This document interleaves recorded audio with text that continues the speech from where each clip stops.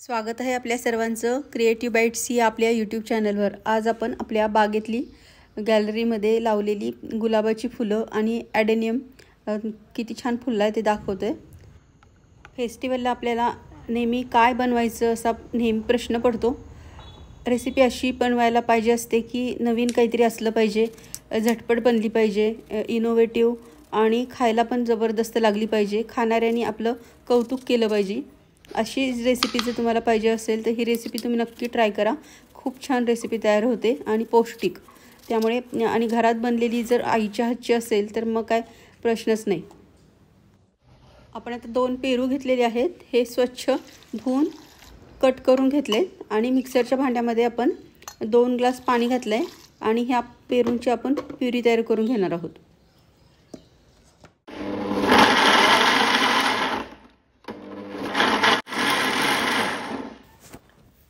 मिक्सरला आपण पेरूची प्युरी तयार करून घेतली आहे। आपण प्युरी करण्याचा उद्देश असा आहे की त्यातलं जी बी आपल्याला ते बाजूला करायचे। आपण मिक्सरला अशा पद्धतीने काढल्यामुळे वाटेल की बी पण बारीक झालं की काय, पण पेरूचं बी खूप हार्ड असतं। ते मिक्सरमध्ये आपण आता पल्प जरी तयार केला आहे तरी ते बिया बिलकुल बारीक झालेल्या नाही आहेत। तुम्हाला आता दिसेल की प्युरी आपण पूर्ण गाळून घेणार आहोत आणि हे बघा, हे बी सगळं वरती शिल्लक राहिलेलं आहे। हे बी त्या पल्पमध्ये बिलकुल मिक्स होत नाही। ती सगळं जर आपण पेरूची रेसिपी केली तर तो रेसिपी आपल्याला खाताना दाताखाली बी येऊ शकतं, त्यामुळे अशा पद्धतीने जर पल्प काढला तर आपली रेसिपी सोपी जाते करायला।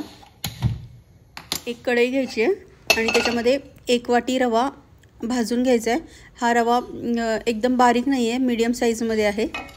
आता व्यवस्थित हा रवा कोरडाच भाजायचा आहे। तूप आधी घातलं तर वेळ लागतो रवा भाजायला, त्यामुळे अशा पद्धतीने प्रथम कोरडा भाजून घ्यायचा आणि नंतर भाजत आल्यानंतर आपण नंतर तूप घालणार आहोत। आता आपण जे 1 कप रवा घेतला होता त्याच कपाने आपण 3 कप पाणी घेतोय आणि पाणी उकळायला ठेवायचं आणि रवा पण साईड बाय साईड आपण भाजत राहायचे। रव्याला किंचित लालसर कलर आला की आपण तूप घालणार आहोत। तोपर्यंत आपण आता ड्रायफ्रूट्सची तयारी करतोय। खलबत्ता व्यवस्थित पुसून घ्यायचा आणि त्याच्यामध्ये काजू कुटून घ्यायचे। घरामध्ये तुमच्याकडे जे ड्रायफ्रूट्स असते ते तुम्ही वापरू शकता आवडीनुसार। आता आपण बदाम घेतले, बदाम आणि काजू आपल्याला जाडसरच कुटून पाहिजेत। आता आपले अशा पद्धतीचं आपल्याला पाहिजेत, आपल्याला रेसिपी मध्ये टाकल्यानंतर आपल्या दाताखाली येतील अशा पद्धतीने पाहिजे। आता आपलं ड्रायफ्रूट्स कट करेपर्यंत पाणी उकळलेलं आहे। आपण गॅस बंद केला आहे आणि आपला रवा भाजत आलेला आहे। आता रवा आपला भाजत आला आहे तर आपण आता याच्यामध्ये घरात तयार केलेलं साजूक तूप वापरणार आहोत। तूप घरामध्ये अवेलेबल असेल तर तूप वापरा आणि नसेल तर तेलाचा वापर केला तरी पण चालतो। अशा पद्धतीनं तुपामध्ये रवा व्यवस्थित भाजून घ्यायचा। तुपामध्ये रवा व्यवस्थित भाजताना रव्याचा सुगंध खूप छान पसरतो आणि त्यामुळे पण कळतं की आपला रवा व्यवस्थित भाजलेला आहे। लालसर कलर येतो आणि चमच्याला आपला रवा हलका लागतो। ते हे 2-3 खूण आहेत ज्याच्यामुळे आपला रवा व्यवस्थित भाजलेला आहे। रवा भाजण्यामध्ये कॉम्प्रोमाइज नाही करायचे, कच्चट बिलकुल रवा ठेवायचा नाही आहे। आता आपले ड्रायफ्रूट जे आहेत ते आपण रव्यामध्येच टाकणार आहोत, त्यामुळे आपले ड्रायफ्रूट्सला क्रंचीनेस येईल।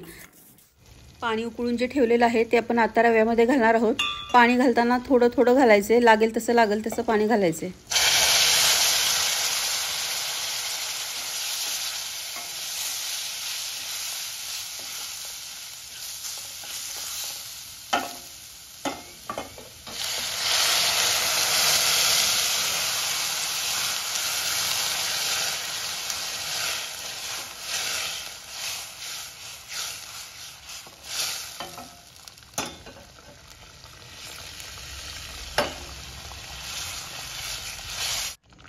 आपल्याला पेरूची खीर करायची आहे, त्याच्यासाठी आपल्याला कन्सिस्टन्सी थोडीशी लिक्विडीच पाहिजे।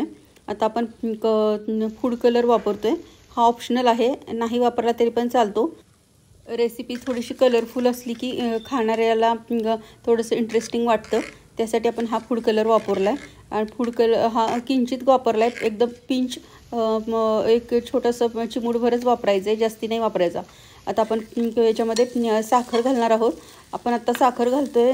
साखरेच्या ऐवजी तुम्हाला गुळाचा वापर करायचा असेल तरी पण तुम्ही करू शकता, पण रेसिपीचा कलर चेंज होऊ शकतो.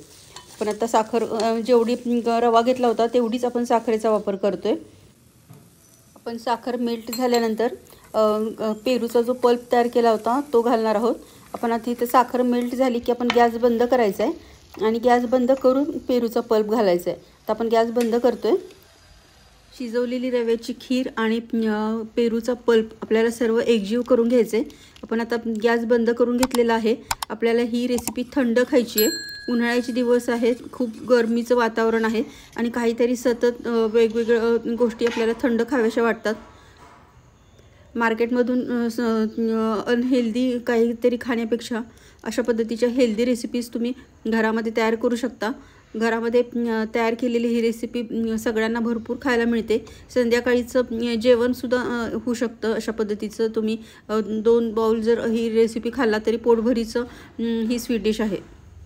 पेरूचं बी काढल्यामुळे ही रेसिपी खायला खूप इंटरेस्टिंग लागते. लहान मोठे वयोवृद्ध सर्वजण ही रेसिपी खाऊ शकतात आणि पेरूचा आनंद घेऊ शकतात. कुठलाही डिस्टर्बन्स न होऊ देता पेरू खाताना मध्ये मध्ये बी येतं, त्यापेक्षा अशा पद्धतीनं तुम्ही ही रेसिपी खाऊ शकता. आणि आपण पेरू शिजवलेला नाही आहे, त्यामुळे पेरूचे पूर्ण व्हिटॅमिन्स आपल्या रेसिपीमध्ये आहेत. त्यामुळे ही रेसिपी नक्की करून बघा आणि माझ्या रेसिपीज जर तुम्हाला आवडत असतील तर आपल्या चॅनलला लाईक, शेअर आणि सबस्क्राईब करा.